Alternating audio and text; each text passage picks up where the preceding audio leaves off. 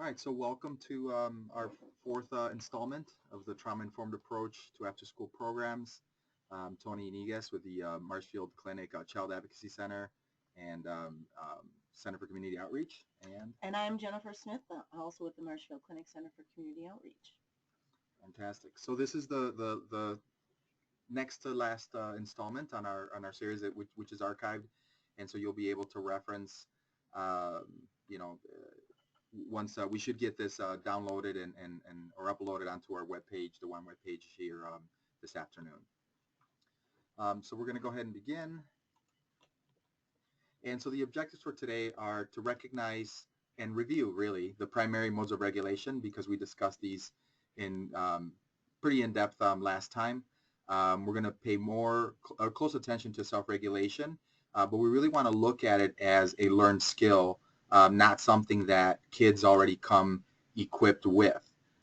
We also want to understand the importance of repetitive movement to self-regulation.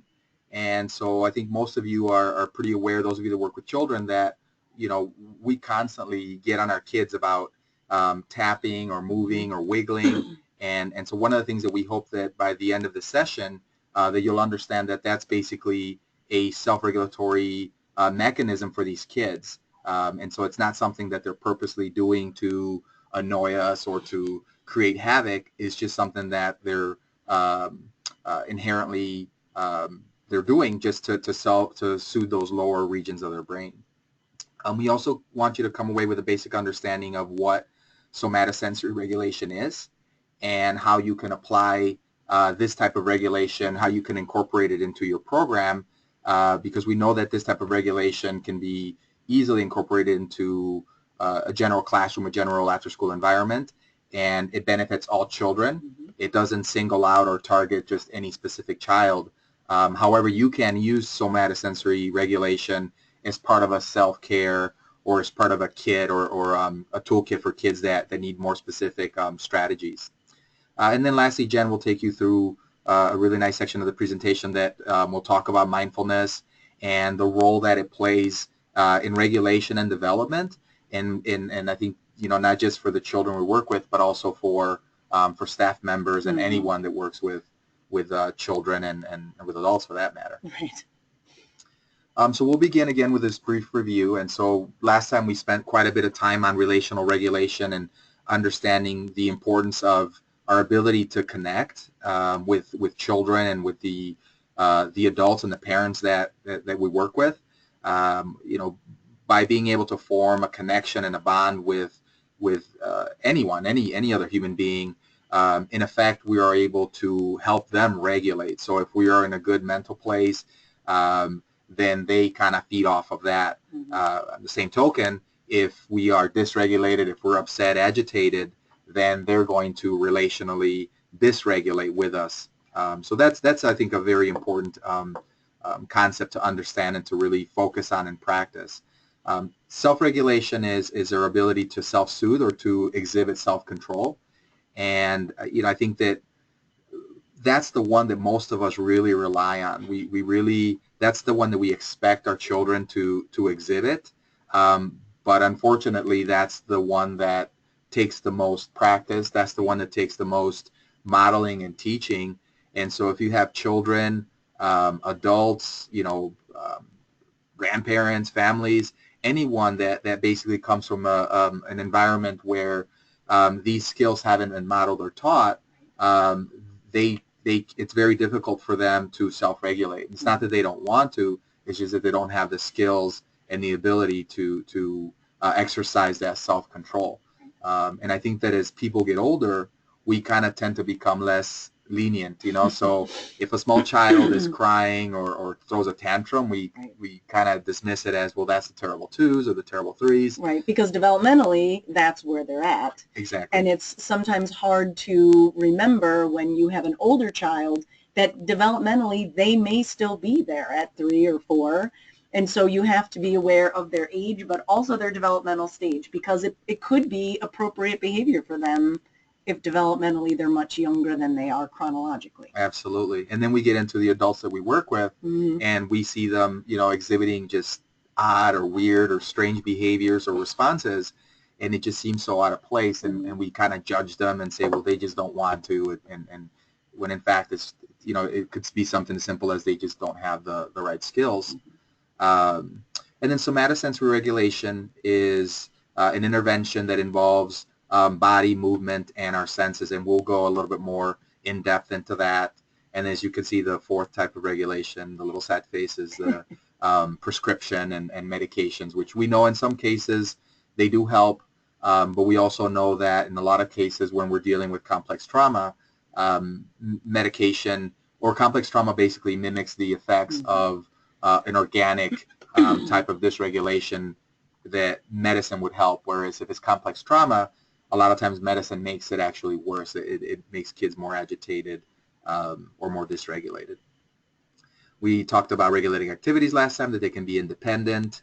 Again, if they are independent, you still want to have either a teacher, a staff member, an adult basically present, so that the child is, they benefit a lot from our proximity, and that's something that we can't underestimate. Then our interactions can also be parallel, that, just side by side, and then co-regulating is something where we're actually purposely interacting teacher to peer or teacher to student or peer to peer, something as simple as, you can sit back to back and you follow, one person's breathing pattern to kind of help them slow down or speed up. Dominoes, card games. And in one-on-one instruction is probably the most underutilized type of co-regulating activity. We tend to say that, well, they just want attention. They just want to, one-on-one they're great, and they just want that attention. But the fact that you give them or that you provide a mentor or someone that can give that one-on-one instruction, it's actually regulating to the student, and that's why they're able to actually learn and function well. So we're going to look at self-regulation, spend a few moments on that.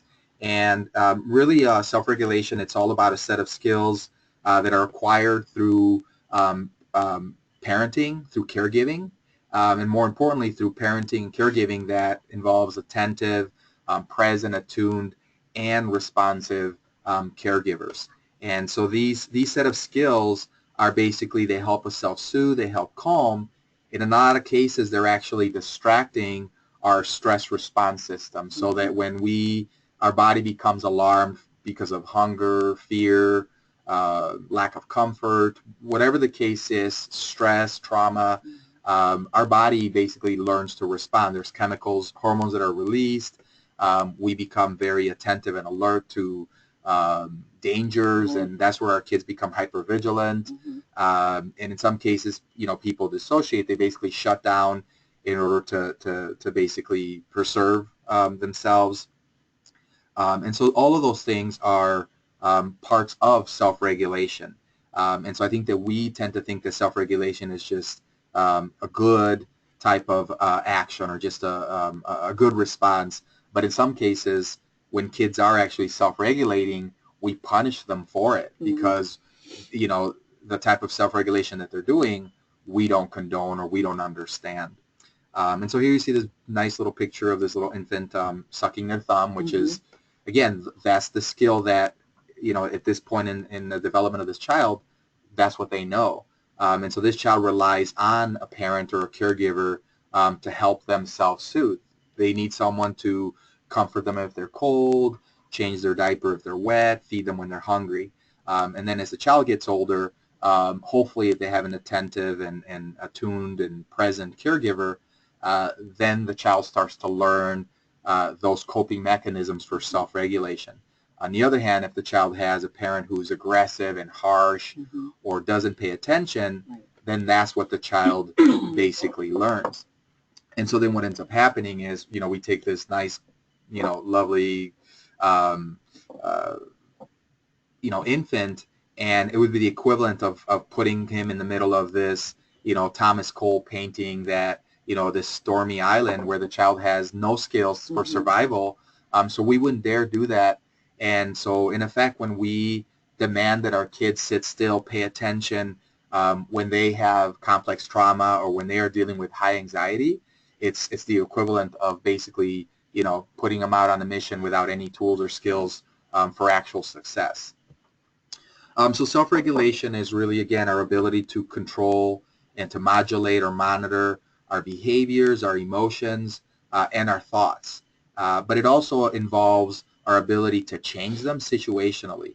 And so we know that our responses when it comes to behavior, emotion, or even our thoughts are going to vary depending on where we're at. Mm-hmm. Think about, any random or crazy thought that popped into your mind. In one scenario, you might blurt out whatever, comes to your mind. But in another scenario, you have a filter and you know that if I blurt this out, I'm going to get fired or I'm going to get arrested or I'm going Right. to get in trouble. Right.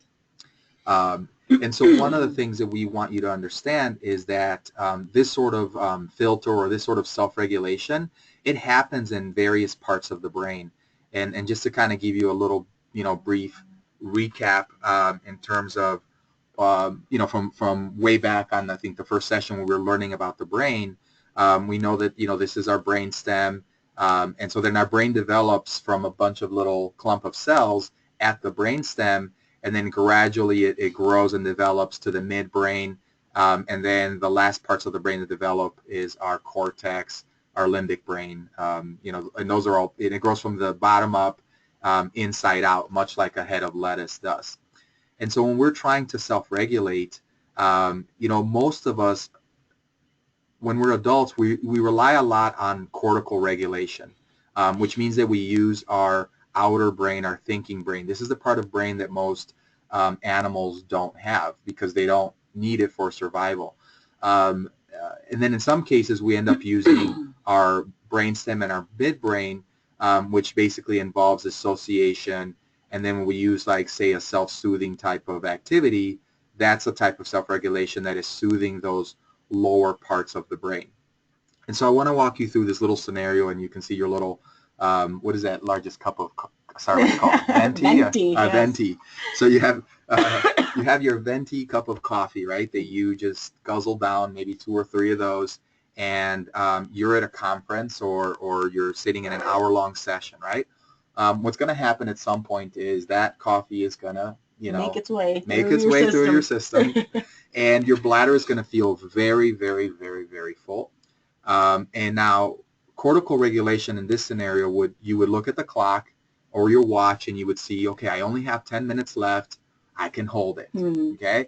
And so now you're able to, so you were distracted for that brief moment where you're paying attention to the clock or the watch. You're not listening to the conference or the presentation anymore. You're focusing on your bladder because it hurts. Mm-hmm. Okay. Your bladder sending signals to your body that you got to do something about this. Mm-hmm. And so again, cortical regulation tells you that, okay, I'm able to, number one, think abstractly. So I know a sense of time. Mm-hmm.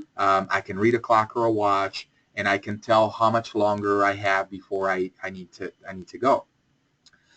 Let's say that, another part of cortical regulation in this case would be, let's say that you're halfway through the presentation and you know that there's no way that you can hold your bladder. What you're going to do is you're going to look around the room and you're going to find the appropriate time for you to exit. You start to maybe look for an exit that's not going to be disruptive. Mm-hmm. You maybe try to find a moment in the presentation where you can excuse yourself. That is all high order thinking, right. And that's the type of thinking that we demand from our children. Right. When in effect, if really we just our instinctual response would be to just relieve our bladder right there on the spot, right? And so when children that are experiencing complex trauma, mm-hmm. they can't process all that stuff that we just kind of walked you through. Right. Their instinct is, I got to get out of here. Right. They just shut down. They'll move around. Or just get up and run out of the room. Exactly. And so this is something that we try to teach, for those of you that work with 4K or 5K, that's a skill that we teach the kids, mm-hmm. and you'll have kids in that 4K classroom, they'll just pee, right. And it's not that they can't control their bladder, is that they basically don't know what they're supposed to do. Mm-hmm. They know that they're not supposed to leave the room. Right. They know they'll get in trouble. Mm-hmm. And so then the child will just, break down. And that's basically they're using their lower brain regions. As the child starts to develop, we teach them, you raise your hand. Mm-hmm. And then the teacher might say, well, can you wait, 2 minutes, or can you wait till the big hand hits this part of the right. clock? And so we teach those sorts of skills. When we go back to your scenario, okay, you're in this conference room. If there's no easy way for you to get out and you're like, okay, I'm just going to have to suffer through this, what ends up happening is you tune out. Right. You are not going to learn or process the information that is being presented to you at this conference with that full bladder because all of your body starts to concentrate on, you know, basically relieving that stress or that anxiety or that pressure from your bladder. You know, and then the third type of thing that we start to do is we'll start to maybe wiggle our foot, start to tap, start to move around. Kind of bounce a little bit. You start to bounce. You do the pee-pee dance, which we see kids do, and that's because what they're doing is with all that movement, you're basically distracting your mind and your bladder from that discomfort. Okay, and so hopefully this scenario helps you understand a little bit more clearly what our kids go through when they are highly dysregulated, when they are dealing with high anxiety or trauma. If you know, they're not going to use their cortical part of their brain, their regulation, cortical regulation. They're going to tune you out. They're going to dissociate. They're going to wiggle, move. In some cases, they might even like purposely hit someone just so that they can get out of the room. Right. You know, so you know, but we're basically then in effect we punish them for you know, using skills that they're not equipped or that they don't have. So again, self-regulation, our default is to soothe the lower brain region. And so one of the ways that, you know, and we'll learn a little bit later on today, one of the most instinctual ways to soothe our lower brain is through repetitive movement, you know, bouncing your foot, you know, wiggling your toes, you know, rocking, tapping. Kids, you'll have kids that start to hum. And again, those are all mechanisms for regulation. And then we see, I'm sure everyone out there who's worked with children, you'll see kids that go hide somewhere, or kids that go, you know, they run out of the room. And again, they're not doing it to be defiant. In some cases, in a lot of cases, they're doing it because they're trying to soothe that lower part of their brain. Again, the strategies that we expect our children to use are not instinctive. They're all cortical strategies. So sit still, pay attention, look at me. And in effect, you think about that, it's kind of cruel. You know, I think most of us, again, if we're at a conference, if we're at a meeting, we are allowed to excuse ourselves and say, hey, you know, I need to use the restroom, or you quietly leave and nobody asks a question. But with our kids, we treat them differently. It's like, you know, we say, no, you have to wait. Or why didn't you go to the bathroom when everybody else went? If we were asked that same question, we would say, well, because I didn't have to go to the bathroom back then, you know. So that makes a lot of sense for adults. But again, we tend to kind of dismiss that with children. And then the last point here is that self-regulation, again, is learned through healthy, attentive caregiving. And so for those of us that know how to self-soothe, how to self-regulate, for all of us that have a filter, that was something that was taught and modeled. We didn't have parents that blurted out, you know, obscenities or that maybe snapped at, you know, our teacher in front of other students or other parents and embarrassed us. You know, and in some cases there's, you know, there are people that did have those instances, but then they were able to find other loving caregivers or other peers or support systems, and they were able to develop resilience. So on this slide, you're going to see a bunch of modes of regulation, and so we'll kind of briefly go through some of these. You know, in this upper left corner, you see a child who is hiding under a desk, and probably in this case is probably part of a drill. I know now that for tornadoes, we got into hallways. You know, when I was younger, going under the desk was one of the drills that we do, but it provides a certain amount of safety and comfort. And protection. And protection, exactly. We're using this desk, this hard surface, as a shield. And so it's no surprise that when kids become dysregulated in an after-school program in a school setting, you'll see some of these kids basically crawl under the table, crawl under a chair, crawl into a little cubby, right? So this form of regulation is acceptable because we're allowing it, because it's purposeful in our, you know, from our point of view. But when a child crawls into a cubby or a cabinet, we think that that's just weird or odd, and they shouldn't do that. It's get out of there. You know, they're going to get hurt. In this scenario here, we have a child who is just dissociating. They just shut down, which again, it's safer. You know, they're not harming themselves. You know, and it's something that, you know, maybe they just need a moment, and we should allow that sort of self-regulation. We shouldn't demand that they return, immediately, or that they come back and do this. We should allow them to be able to decompress. Down here, obviously, this is one that we want to avoid, self-harm. And my first experience with this, when I was teaching high school, I had a young girl who, was having some issues, home, boyfriend. She had a child, and so she was returning to school. And one day she's sitting in class, and I approached her and gave her some advice about her artwork. And all of a sudden, she just shut down. Her face got all scrunched up, and I just kind of gave her space, and then when I turned around and moved away, I saw that she was taking her pencil eraser and just was like just rubbing it excessively on the back of her hand. And so then when I went over to her and I put my arm on her shoulder, and I just kind of, I took the pencil gently away from her. And again, she was acceptable to all this. She didn't, but I could tell that she was upset. Had I known that she'd been dealing with some of these, had I been more insightful and paid more attention to her body language and to her nonverbal cues, looking back now, I know that I would have not gone up to her and given her criticism or suggestions about her art, because mentally she wasn't ready. She wasn't in that place. And so we have to be, I think, really, really aware of children's, where they are emotionally and mentally, so that we can avoid pushing them to situations that they have to, resolve. And this is, again, a case where, a child feels an extreme amount of anxiety that only this self-harm basically alleviates or soothes.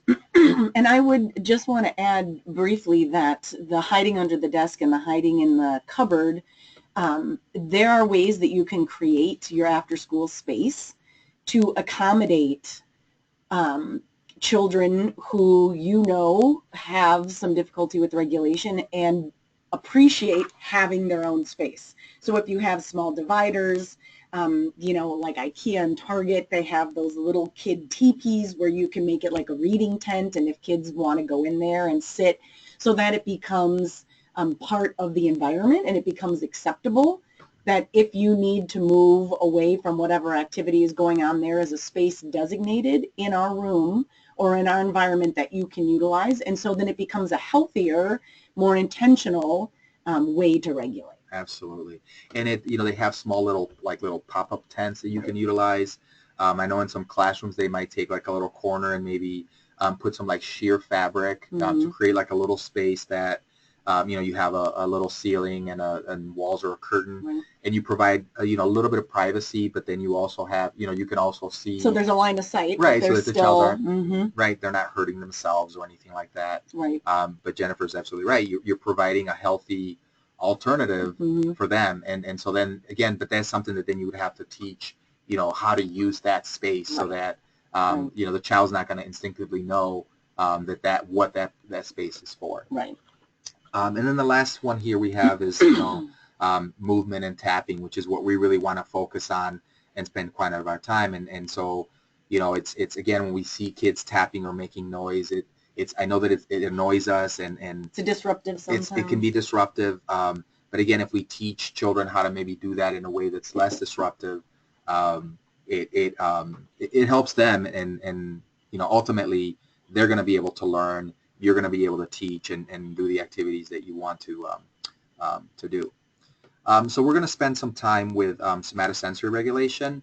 And again, this is a type of regulation that incorporates our internal world, which is our body, and our external world, which are our senses. And so we basically try to soothe our brain, anxiety or trauma, whatever the case may be. We try to soothe our stress response system, or our stress responses, by paying more attention to our internal world. And so one of the easiest way to do that is to controlled breathing and paying more attention to what your heart rate's doing, how your body feels. Do you start to feel your head feels hot? And then the way we make those adaptations is by incorporating our senses, either sight, touch, smell, It's Sound. sound in a lot of cases, and we try to find activities that are going to help through those senses help soothe those lower parts of the brain. And so we know that somatosensory regulation is a bottom-up, inside-out approach. Okay, so it's not a cortical type of activity. Okay, so anything that's going to involve somatosensory regulation or somatosensory interventions, they're all survival brain, midbrain. So they're purposely made. They're simple activities. They're not too involved. They involve activities they're gonna help soothe those lower parts. It uses, again, our body, which is the somato part, and then the sensory, which are our senses, to soothe and self-regulate. And so here you also has to be patterned, repetitive, and rhythmic to help stress response system to calm, to help deactivate it. And so I'll let you listen to this for a few moments.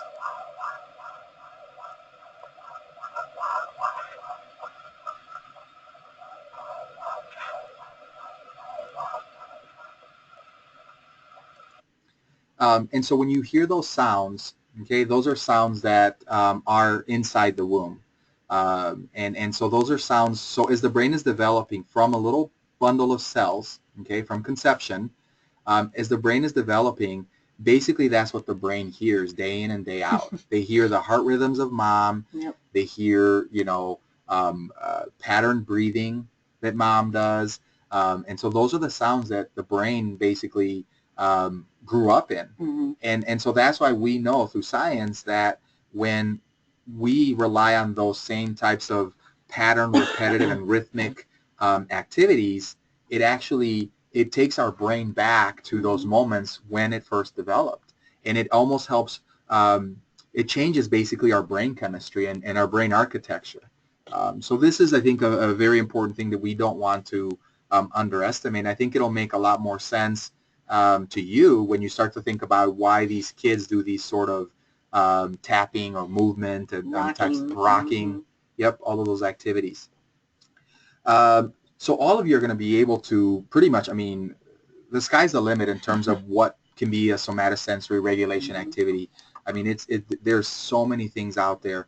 The only three things, maybe four things that we would strongly recommend is that whatever activity that you come up with, it should be patterned. Okay, so it has to be predictable. And the reason why it has to be patterned and predictable is because we know that as human beings, we don't like change. And all of you know from personal experience working with children that one of the most difficult times of the school day or the after school day is transition, whether Right. you're transitioning or changing from the bus to the building, from one activity to another. And it's the lack of predictability that basically makes children become dysregulated. And even as adults, that's the same thing for us. We all have a pattern routine that we go through our day, and whenever that changes, we feel a little bit the stress a little bit off. Absolutely. The second component or the second would be repetitive. And we know that repetition basically strengthens connection. So the more we do something, the more it becomes ingrained, the more it becomes natural. For those of you that are, again, fitness buffs, there's this thing called muscle memory. You do an activity long enough that eventually your body doesn't even think about it anymore. It just becomes natural. And that's the same thing with the brain. That if we do these regulatory activities, eventually they become part of our wiring of our brain, and we don't have to really think about it. It just becomes a little bit more instinctive. And then the third component is rhythmic. And as you listened in the previous slide, it basically mimics our heartbeat, our breathing, and it mimics the sounds that our brain and our body basically felt as we were developing in the womb. And then obviously using the senses, because it's called somatosensory intervention, so you have to use the senses. But you can isolate the senses too in some cases, where you can just focus on sight or sound or taste or touch. So we're going to look a little bit more closely as to why why it's important for these activities that we come up with, why they have to be pattern, repetitive, and rhythmic. And so when we look at rhythmic, again, we know that our brain developed in utero listening to that syncopated heart rhythm, breath cycles, all of those sound waves. Okay, and so when kids wiggle, tap, bounce, when they're rocking, all they're trying to do is they're trying to basically soothe their stress response system. That brainstem part of their brain is what their survival brain. Okay, that's what they're going back to. One of the things that you can do is when you try to incorporate rhythm into uh, as many parts of the after school program as possible, from the lesson delivery. I'm sure everyone here has been, uh, has sat in a classroom where you have a teacher that just very monotone, maybe very soft spoken, and eventually your brain basically dissociates. And so I'm hoping that, when Jen and I are presenting, we're fluctuating our voice a little bit. We try to become a little bit more animated in certain parts of it, because those changes in rhythm, it helps everyone. It helps us learn. It keeps our brain more engaged. Memorization. If one of your tasks, for those of you that work, say, with academic stuff in after school program, if one of the tasks is for kids to memorize math facts or something, use rhythm with it. Use music, use drums, because they're going to, by adding that rhythm to the learning, they're going to basically process that information more effectively into their long-term memory. And the reason why that is because the rhythm is providing the soothing to the lower part of the brain so that the higher part, or the cortex part of the brain, can absorb the information that you're trying to teach. Why repetition? Okay, so we know that memory is made by two co-occurring events. And so, and again, it's usually two sensory events. And so you see an object and you hear the name of the object. If you only see the object once and hear the name once, you're probably not going to remember it. It's not going to store into long-term memory. But if you see the object thousands of times, and if every time you see that object, somebody says the name of the object thousands of times, it becomes part of your memory, and you're able to access that at a later time. Like with physical fitness and muscle memory, right? So repetition strengthens those connections, and that's the exact same thing. We are trying to build mental memory as much as we are muscle memory. Think about how we learn language. Okay, again, it's a series of pattern, repetitive, seeing words, seeing things, touching, tasting, and then having other people model that language for you. Think about repetition in terms of strength training, right? So if you did one set of 30 repetitions, you're basically giving your brain only one opportunity or your muscles only one opportunity to adapt. Whereas if you give your brain or your muscles 3 opportunities or 3 repetitions 10 times, you're creating more opportunities for adaptation, even though, when you add these numbers of repetitions, they're exactly the same. It's all about the pattern. Yeah, it's about the pattern. Right. Okay, so that you're doing it 3 times, but it's also about the repetition and 3 opportunities, 3 different opportunities that you're providing for that adaptation in the brain or in the muscles. And then pattern. Okay, again, we cannot underestimate how important pattern is and predictability is to human development and to human comfort. And so we find lots of comfort and safety in predictable. And so one of the things that, if we know what's next, it basically makes us feel okay. That's our normal. And the downside of that is that when you have children that grow up in chaos, their normal is chaos. Right. And so then when you bring them into a nice, loving, calm, structured after-school environment, that's weird to them. Right. It's initially dysregulating because it's not comfortable. It's not familiar. And so they're distressed because I don't know what to do in this environment. Right. This is not what I'm used to. Right. And so then if we yell at them, they're like, there it is. Now that's my normal. Right. And so instead what we want to do is, again, we want to provide them with many opportunities for healthy structure, healthy learning, healthy discipline. And so if we do that, enough times and enough people in their life do that, then it becomes and normal for them, and it becomes a pattern. Um, all right, so we're going to look at somato-sensory domains. And so we came up with a list of different activities under each of these domains. So the first one is things that are kinesthetic, so sensory perception of movement. And these are activities that are going to, again, these are going to help regulate those lower parts of our brain. Okay, so those kids that are very hyper-reactive or that are dissociating, shutting down, these are the types of you know, kind of soft, predictable types of movement that are going to help soothe the brain. In some cases, we have kids that really benefit from extreme, dynamic, exhaustive type of movement. Okay? And then we have activities or domains that involve creativity. And what they do is, again, they help soothe that lower part of the brain, but what you're doing is you're creating opportunities for cortical access. So by using the by providing them with creative opportunities, and we'll get to that list in a little bit, it'll make more sense, you're actually giving them chances to practice using their cortex in a non-threatening type of way. Whereas if we're asking them to do multiplication tables or division or something that's a little bit, you know, they may not see that as fun, or as they'll see that as probably, they may see it as more threatening. And then the fourth domain is mindful and meditative. We'll give you some ideas, but then Jen will go more in depth into that that domain. So here's a whole list of them, and Jen and I will just kind of go through a few and maybe give you some examples as to how we implement it or how we would implement them. Right.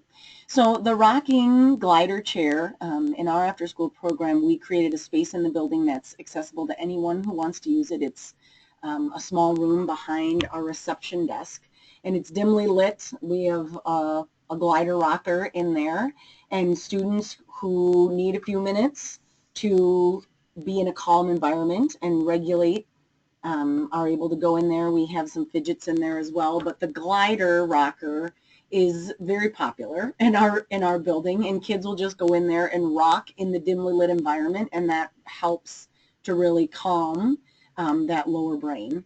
The Zuma rocker chairs are really like typical school chairs that you would see, but they have metal, what's the word I'm looking The for? leg, they have like a little rocker leg. Yeah. But it's pretty, they don't tip very easily. No, they're pretty sturdy, and they sit like a traditional school chair almost, but they do have a rocker base. And so we utilize those in our homework spaces for students that have difficulty sitting for a lengthy period of time, or who become frustrated easily or agitated with working on their schoolwork. And we found that just having the ability to sit and rock at the table while they're doing their homework really has helped the kids with some of that regulation. And the nice thing about those Zuma rocker chairs is, again, it's, you know, so we say, well, we could use a physio ball, or you can use, you know, like any sort of tool that they can put on the chair. The nice thing about the Zuma rocker is that it's just a chair that's got just enough bit of, you know, rocking motion that it's not disruptive. You know, the physio ball, those of you that have used it, you know that, you know, some kids will use it well, but then at some point it becomes a toy. They're rolling off of it. And so the Zuma rocker, if the physio ball works, great, use it. But a Zuma rocker would be an alternative that, because it looks like a chair, and you're giving them that opportunity to be able to just rock a little bit. You know, walking is another, you know, so if you want to address a concern, you know, so, and I know Jen mentioned this last time, where, you know, they use in their program, they'll, you know, if they need to address a concern with a child, they might just go for a walk. And just that the fact that you're putting one foot in front of the other, it's regulating to the brain. We have fidgets on here. We'll talk about fidgets a little bit more later on, because I know that they're becoming extremely popular. And so there's a right way to implement those and utilize them in your program. And there's also a way that's probably less productive. Yes, causing lots of fits, you know, to others. But, you know, balance boards, beams, those sorts of things. You can tape lines on the floor that kids can try to balance on, balance and learning. So a lot of these are just very simple activities that, you know, can be incorporated without being too disruptive. I would say, like the Rubik's Cube leans more towards a toy. Mm-hmm. Again, some of these fidgets become more of a toy type of fidget versus a therapeutic one. Dynamic activities. So these maybe involve a little bit more aggressive movement. And then some of these, obviously, you may not have a swing inside your facility. But Jen can talk a little bit about like say like a bouncing ball activity. Right. So we have a student, one in particular, who making it through the school day, it taps a lot of his energy, and so by time he gets to the after-school program, his ability to regulate is decreased pretty significantly. So the first 15 minutes, he and I have developed this game where we stand in an off to the side hallway, and we have a large garbage can that's used for recycling, and he has one of the foam dodgeballs, and we do shooting. He just tries to take shots, and he keeps track, so he has a pattern of how many he makes and how many he misses, and it's repetitive. He throws it. If he misses it, I return it. If he makes it, then we count it, and I send it back to him, so it's kind of a repetitive system that we have set up, and he finds it highly entertaining and engaging, so he's excited about doing it every day.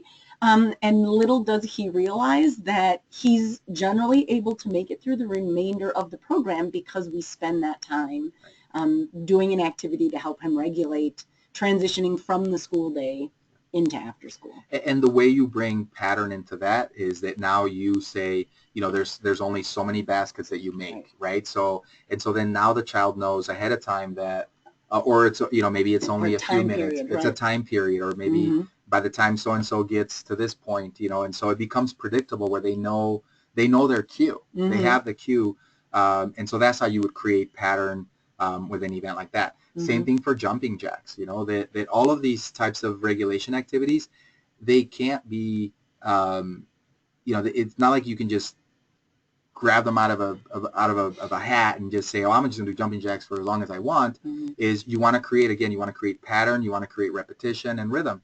And so with jumping jacks, maybe you do, 3 sets of 20. Okay, so again, you've created pattern and you've created predictability because now the child knows this is how many I have to do. Okay, so try to incorporate those components into any of these. And again, you can think, golf cages, batting cages, the bouncing ball thing. You can make it challenging where you start to alternate hands, so that you create a pattern. You do, 5 with one hand, 5 with the other. And you have kids come up with those patterns too. Some of the other ones are like punching heavy bags, speed bags, treadmills, stationary bikes. I know that in your program you guys have a punching bag or a heavy bag. Right. And so, kids, generally the older kids prefer that method. The younger kids find it a little bit more difficult. But that's another way for kids when they need a break. And sometimes with the older kids, if they're feeling an intense feeling of anger or frustration, it's a way for them to kind of release that energy, but in a way that's patterned and repetitive, that's soothing to the brain. And so then after, when they've returned to a calmer mental state, then maybe we can talk about what the situation was that caused them to feel that anger or frustration or anxiety in the first place. But it's been another beneficial way for kids to help regulate. Yep. And I think the implementation again of a heavy bag is, you teach how to use it. You say, so for the older kids, if they are feeling anger or frustration and they're going to normally go punch a wall or punch something else, then you say this is a is a healthy way. This is part of boxing. And another way, you want to make this even more meaningful. You can bring in a boxing coach who can maybe teach them how to use the bag and the speed bag, and that way then they know that, okay, maybe I'm upset, but I'm also maybe practicing certain skills that maybe this professional or this volunteer could teach them. Creative arts. And so again, these are all things that are going to help soothe the lower regions of the brain, but some of these are going to also start to engage those higher parts of the brain and kind of in a disarming, in a fun way. One of the things, those of you that are familiar with tangrams, those are just little flat geometric shapes, different colors that, they're nondescript, and kids can make patterns with them. Um, Simple building blocks. Mm-hmm. I know that Legos are very popular as well. Right. Right. Um, and with Legos and things like that, I know that you're kind of on a slippery slope because you don't want it to be a toy. But one of the ways that we would incorporate the Legos or little blocks would be by, if a child needs, again, just that physical movement or the fidgeting with the fingers, they have a baggie of nondescript Legos. Right. Nothing fancy, nothing with special parts, just something they can pull apart, put together, Mm-hmm. or even little kits that everyone has the same little kit, so that you're not Right. having to argue or becomes disruptive or Right. And we have one little boy in particular in our program who has a little robobot. So it's kind of like a Lego, but when you it has like the body and the head and the arms and the legs. And so he can dismantle and reassemble, and it's just 5 or 6 little pieces, and it's very small and it's discreet, and he can just pull it apart and put it together while he's sitting working on his homework. And that's another nice option. Yeah, and the way you would bring pattern and predictability to that would be, you kind of come to an agreement that, if you're taking a break, Mm-hmm. maybe you take it apart once, put it together, and then you go back to refocus. Right. Whenever you implement any of these, well, initially when you implement them, it's just to soothe the brain, but at some point you can start to kind of, make them more purposeful, so that Right. the student knows that, this is a skill or a tool that I'm using to eventually get back on task or to whatever skill or activity that I'm trying to learn. Journaling, poetry, writing, this is something that I would strongly encourage all programs to incorporate at all age levels. And so, everyone has a small journal or a notebook, and then kids can basically choose, Mm-hmm. and you can prompt if you want. You don't have to prompt, but, so you give that option that, for maybe 5 or 10 minutes, when they come in, they just get to color, draw, journal, whatever. And so if you have a prompt, they can answer the prompt. If you say, how was your day today, or draw something from your day, they can draw it, or they can write about it, or they can make a poem about it. But you're giving them that opportunity to, to write if they want, to doodle if they want. Mm-hmm. But again, it becomes, it's part of your programming. It's an opportunity that you're giving them to regulate, but then also to, in a non-threatening way, access their cortex and their higher regions of their brains. Mindful and meditative activities. Here we have highlighted, obviously we talked about walks, quiet exploration. Nature walks are really, I think, really cool activities, and they don't have to be, you could just go outside for that matter, but you can, again, teach, you can say, today we're going to focus on one sense. Maybe today is only smell, and then when you come back in, you can describe, or you draw, or you color. And so you're teaching them that skill of being mindful, of really tuning everything else out and really focusing on one thing. And it takes some modeling, so you have to probably, the first time out, they're not going to know exactly. They're not going to be able to tell you, like, oh, I saw a raspberry and it was red and it was crinkly. And but I know that you said, you mentioned, like, with one of the students with a little bug. Right. And I'm not sure if you're going to mention that later Yeah, on. no, so I can mention that. I can mention it now, but you can really do it in the moment. It doesn't have to be an intentional activity. I had a student who found a bug, and I think he thought he was going to scare me when he brought this bug over to me and kind of put it in my face. And I said, oh, look at it. How many legs does it have? How many dots are on its back? Do you see its antenna? We spent 5 minutes just focusing on sight and looking as closely as we could at this little bug that he had in his hand. And this child didn't even know that he was being mindful in that few minutes.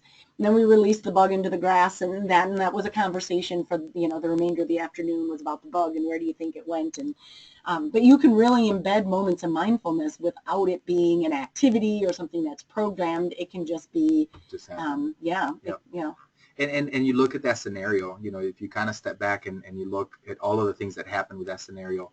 One, Jen was teaching this child how to be mindful, how to pay attention, how to, but then she's also modeling a healthy reaction to someone who is trying to get probably an inappropriate response from you. She didn't, She didn't yell. She didn't say, put that away. She didn't slap the bug away from the kid. And so that's the type of modeling and opportunities that our children, they need to see. Right. And then again, at the end of that little 5 minutes, how do we treat, we put the bug back in the grass. We Right. don't squash it. Right. And some of our kids don't have those interactions with their families, with their neighbor, their peers. And it's really up to us to be able to, really grasp those opportunities and take them where we can. Mm-hmm. Yoga, heart rate monitoring is another way that, it's really cool to have kids either through a pulse oximeter that they can just, slide their fingertip into. They can see what their heart rate is like. They can see the visual effect of, you have them take 10 deep breaths and they just watch, just from that first deep breath, they watch that heart rate just drop about 10, Mm-hmm. 10 digits or 10 points. And so that's one way that you teach them how to be mindful, so And having awareness of your body, which absolutely. is a huge component of mindfulness. Yep. High energy kids, right? So we know we have kids that are just like high octane, just bouncing off the walls. And so I think instinctively we want to we'll just exercise them until they're exhausted, but we know that they'll just keep going forever. Right. You cannot exhaust them. You cannot. They just have, high efficiency motor. And so with these kids that are super high energy, we've seen some research and anecdotal research too that shows that these kids benefit from fine motor types of activities. So anything that's going to allow them to just work with their fingers. So here you have nondescript little weaving board or these little plastic weaving patterns that you can kind of just thread yarn through. It could be doodling. You can put confetti in a box and have them sort some of that. Again, it depends on their age, but we know that with a lot of these kids, those big motor movements are dysregulating. So we think that running or doing jumping jacks is going to actually help them. I had a student I was working with earlier in the week that, this little guy goes like 100 miles an hour, and I had him. He had the pulse oximeter on his finger, and I had him do gazillion jumping jacks, and his heart rate went up maybe 1 point of that. I mean, it did not go into the hundreds. He has a very low resting heart rate, and he wouldn't benefit from that. I mean, he'd keep going, but he would benefit from an activity like, you could teach him how to use chopsticks, and how to maybe sort things or move little beads around with chopsticks. And then game of operation is another game that you could be part of that. Piano lessons. I think I had that one on the this previous slide. You have a child that is highly dysregulated, high energy, and you bring in someone who could potentially maybe donate an hour of piano lessons. They would benefit from that. And then for those of you that have access to occupational therapy, occupational therapists either through a school or through a local clinic, they'd probably be able to provide you with some specific interventions that would help that child as well. So how do we incorporate these interventions and these activities into our after-school program setting? One of the ways is through development of a self-care kit. These self-care kits, they work best when they are simple, when they are system-wide, because one of the things that we know is that when kids that are experiencing trauma, dysregulation, or anxiety, any of those things, the last thing they want is to be singled out, to feel ostracized, to feel different. And so by incorporating self-care kits or even some of these activities that we just went through, if you incorporate them system-wide or program-wide, then it just becomes part of the routine. Right. Right. And again, it benefits everyone. So, having it program-wide reduces that stigma and is also beneficial for every child. Everybody is agitated sometimes. And so having those tools would be beneficial for everyone. Absolutely. And so here are some helpful hints, because there are so many teachers out there that are currently, utilizing fidgets and all kinds of different interventions to kind of help, again, soothe the lower parts of the brain. But we're going to give you a couple of hints that I think are very important in order for the implementation to actually to work, right? Um, so the first thing we already mentioned is reduce the stigma by having all kids build a self-care kit or fidgets, and Jen will kind of go into that a little bit later on. Limit the variety. Okay, we know that if we offer too many things, it just becomes dysregulating. I've been into classrooms where teachers will have a box full of fidgets. I mean, just like 10, 15, 20 different fidgets. Then they can go online and go on Go Noodle and find like another 30 or 40 different activities that are for the brain. And then the children don't know what to do because there's just so many things. So if you limit the variety, if you incorporate it into your structure, then you're helping them learn those skills. They have to be purposeful. Okay, so ultimately, once the child knows how to use the intervention or the fidget or the activity that you're going to incorporate, they have to know that the purpose for this is to get back on task. You know, to make our brain feel better. We're basically exercising our brain the way we would exercise our muscles, the way we would warm up our muscles for competition. We use these activities to warm up our brain for learning, for just living, for functioning. And then the most important thing is that if you're skeptical or cynical about any of these activities or any of these things, they're not going to work. You know, so if you think that, oh, well, just if I give them a fidget, if I do this, I'm just kind of giving in to them, I'm just giving them more opportunities to be distracted, this is not going to work. Okay, so that's really, you know, if you don't buy into it, they won't. You have to sell it to them.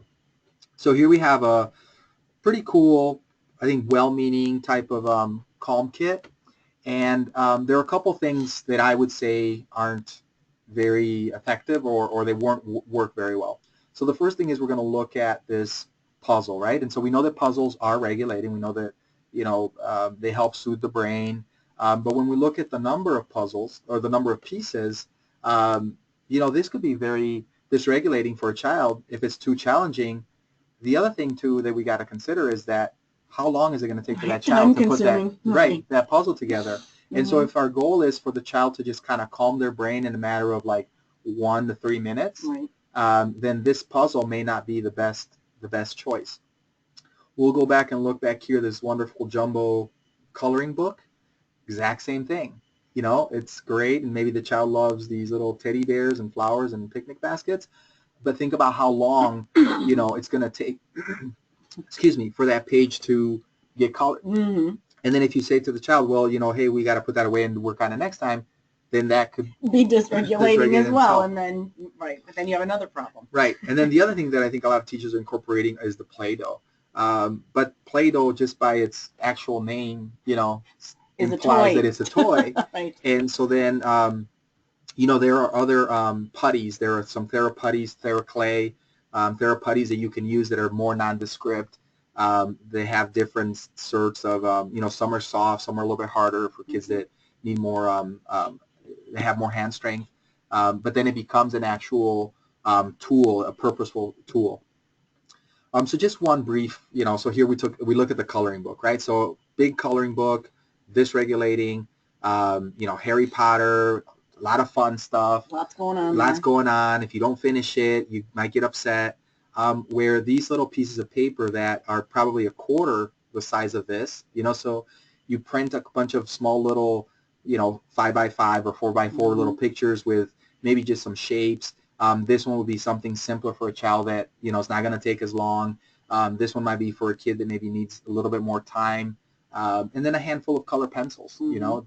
This is a way to incorporate that the right way versus a fun way, but may not be as effective. Right.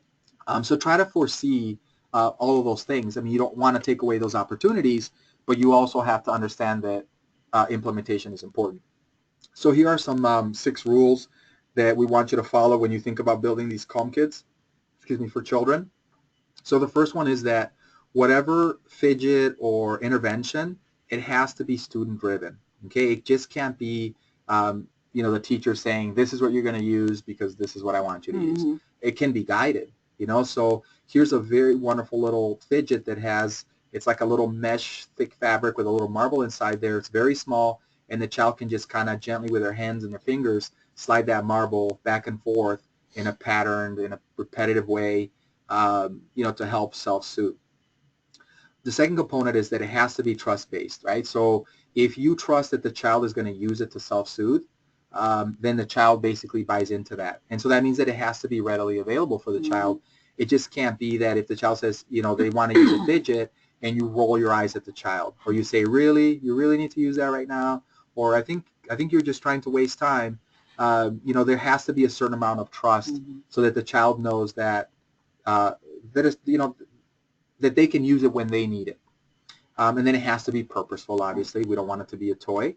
And then it has to be time limited, and I would say anything from one, it could be as 30 seconds, it could be less, but I would say no more than probably a couple minutes to 3 minutes, and again, it should be something that helps you focus, helps you calm your brain, helps you soothe your anxiety so that you can get back on task.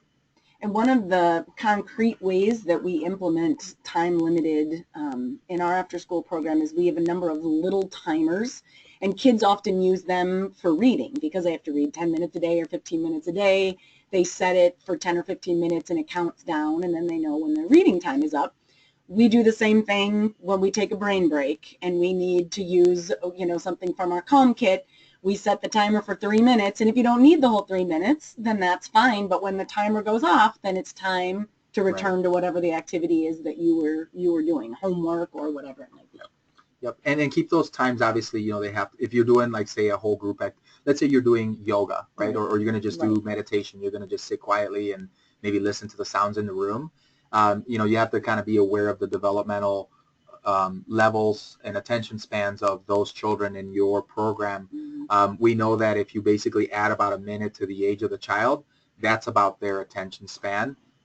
And again, this is children that are well regulated. Now you take children that are dysregulated, you're probably going to have to take a couple minutes off of that instead of adding 1 minute.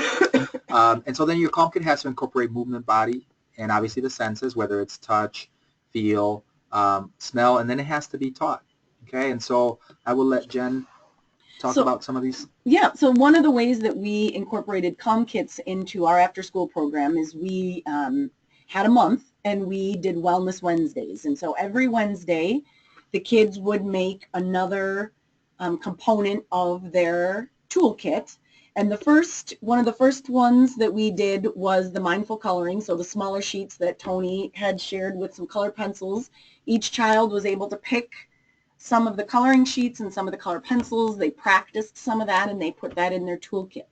Then we made DIY stress balls. So they're just balloons and rice, and you load the stress balls. We talked to the kids about how and when to use those, what was the appropriate intervention for the stress balls.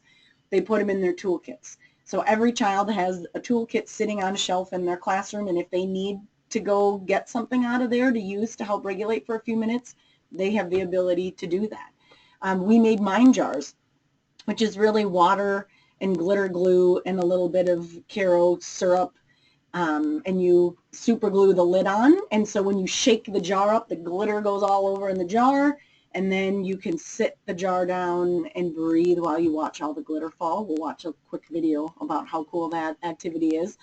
And then the last thing were affirmation cards. So we gave the kids just a binder ring and some cool colored fluorescent note cards that we had hole punched, and we gave them some ideas of things that they could put on their affirmation cards, but we also let them generate for themselves what were some positive things about themselves, and they could go through magazines and cut out pictures of things they liked. And if they're having a frustrating, rough day, they're not feeling good about how things are going, they can pull out those cards and just kind of flip through. Oh yeah, I really love soccer, and I'm going to look at some of these cards that, have some pictures of soccer and make me remember that that's one of the good things in my life. So it was a nice way to implement because the kids made all of these, so they had some ownership. It was part of our programming, so it was an activity every week that we did. So we had one activity a week that we knew we were going to be doing with the kids. And it was building wide so that everybody had one and everybody knew how to use them. And it was not uncommon to see any number of kids getting out their mind jar or their stress balls whenever they needed to. And the nice thing too about these the affirmation cards is that you're teaching children how to strengthen their own self-concept. You know, we know that a lot of these kids that we work with, you know, they're vulnerable children, and so they, you know, their self-concept is, their self-esteem is low, and so for some of them it might be difficult, and so having another loving, caring adult there to maybe help them navigate what their strengths are is extremely meaningful for them and for their overall development.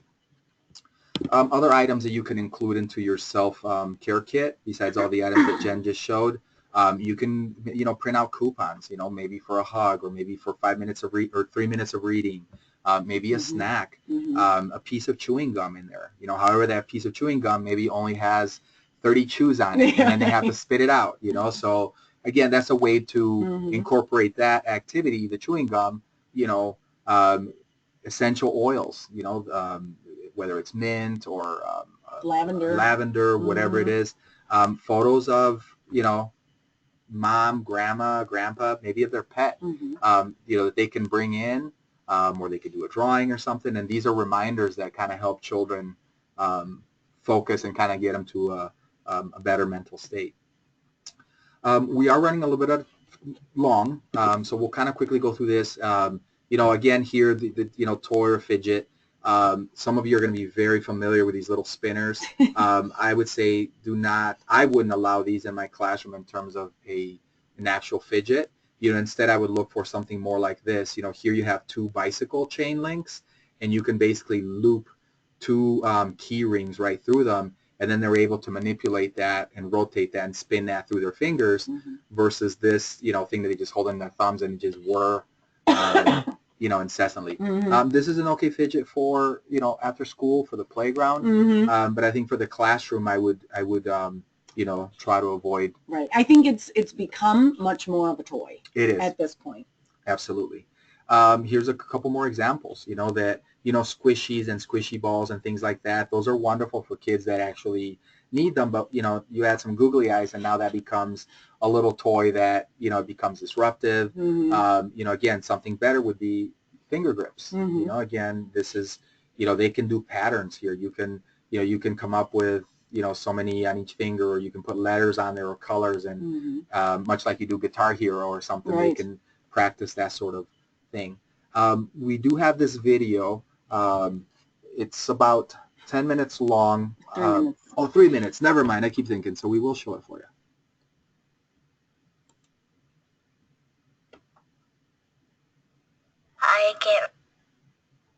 I get really mad when my brother hits me a lot. I don't like it when you say you don't want to play with me. When I'm mad, my brain can get a headache and it can start hurting. Your blood keeps pumping because you're like really mad. And you start to get sweaty because you're getting really, really mad. And then when you start getting really mad, you turn red. When your body can't really control yourself, mad just takes over your body. I just get out of control. It's kind of like if you had a jar, and then the jar would be your brain, and then you put glitter in the jar, and that would be how you would feel. If you shook up the jar and the glitter went everywhere, that would be how your mind looks. And it's like spinning around, and then you don't have any time to think. And you sometimes punch stuff and people when you don't really mean it. When I get angry, I feel it in my heart. I really don't like when I get angry. The amygdala really reacts, but the prefrontal cortex tries to keep it down. When I feel like I want to, get really angry and yell, I just sometimes, take deep breath. First you find a place where you can be alone, then you find some way to relax and calm down. When I need to calm down, I take deep breaths. I breathe in my nose. Sometimes I close my eyes or just take deep breaths. It's coming down, it's like not like moving. It's like slowing down and then it stops. And the heart pumps slow and then it goes into your brain. It's like all the sparkles are at the bottom of your brain. My brain slows down and then I feel more calm and then I'm ready to speak to that person.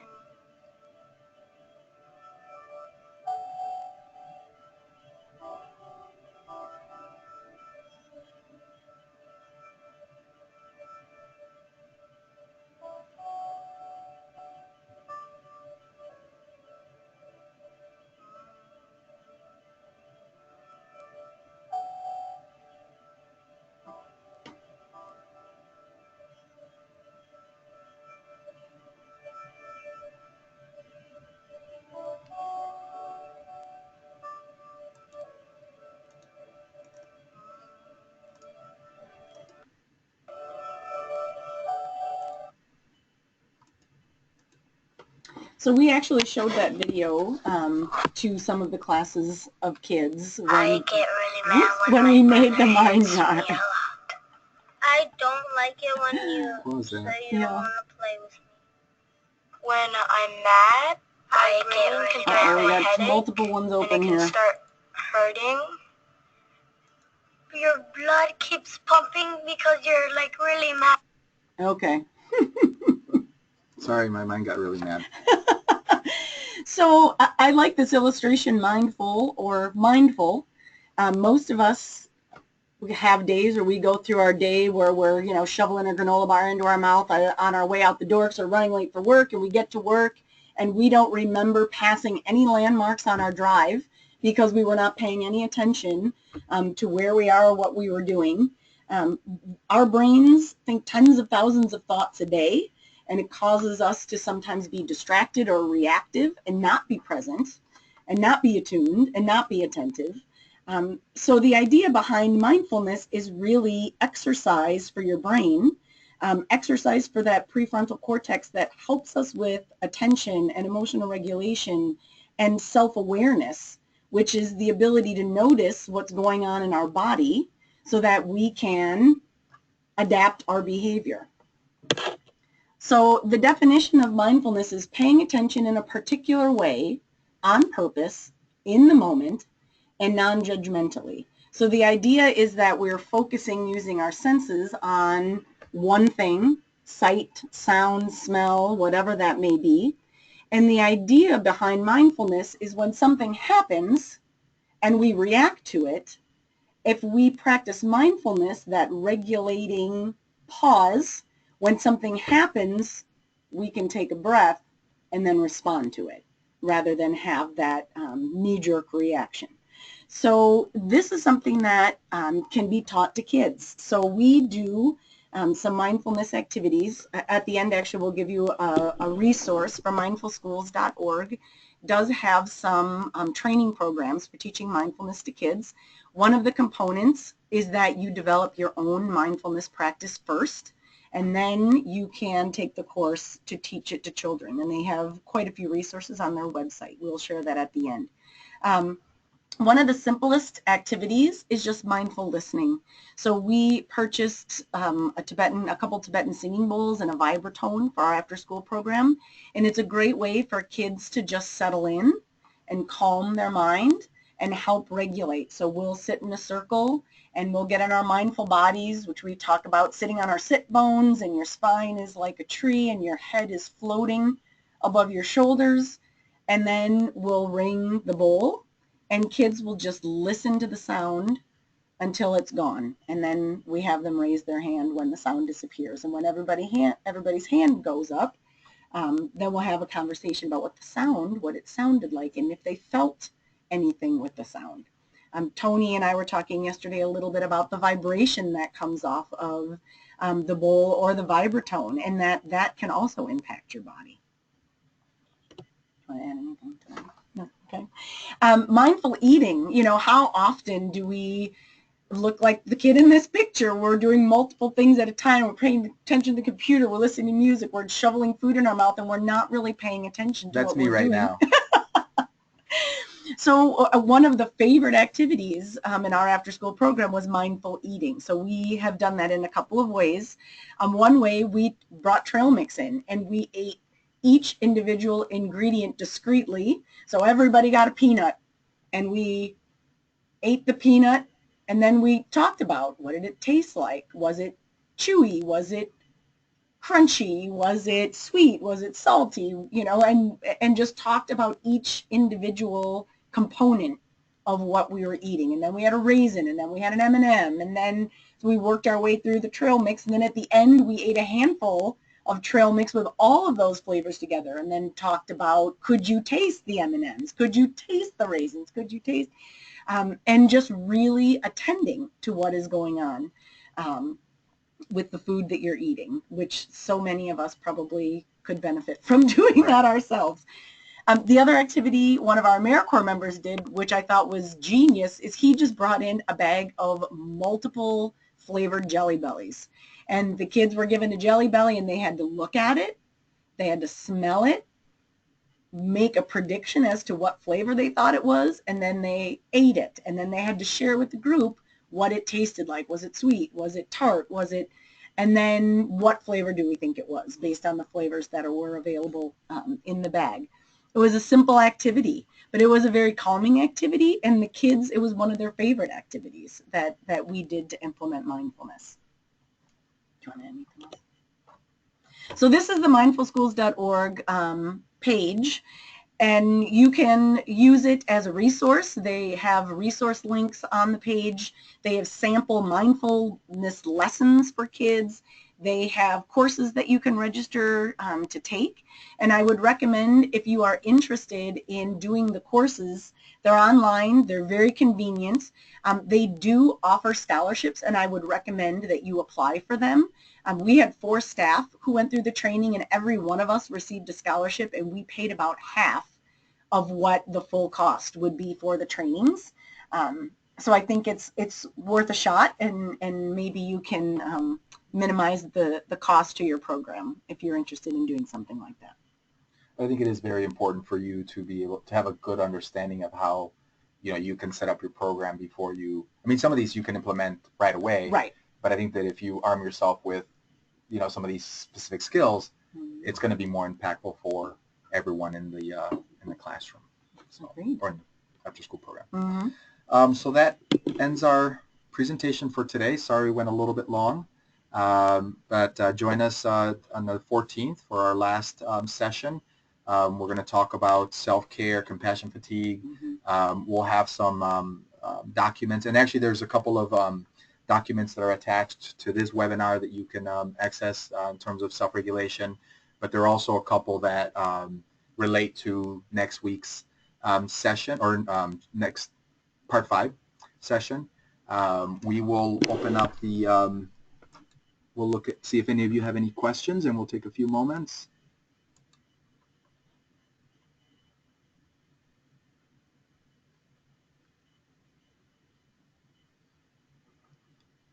So we had a question, is it ever truly just wiggling, or is there always a reason behind it?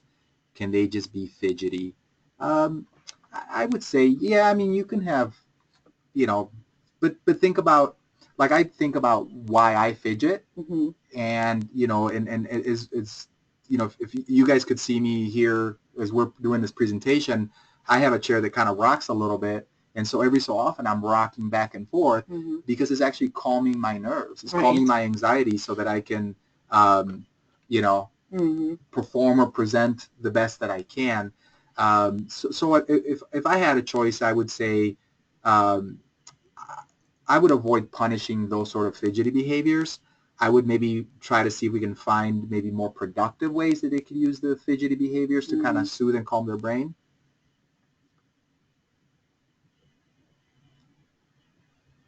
So there's a question about accessing previous presentations.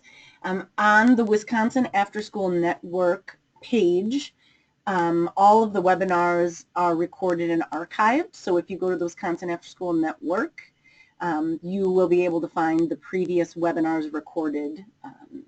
I think it might be under resources. And then this one will be uploaded probably by this afternoon Mm-hmm. for you. So yes, you can access those.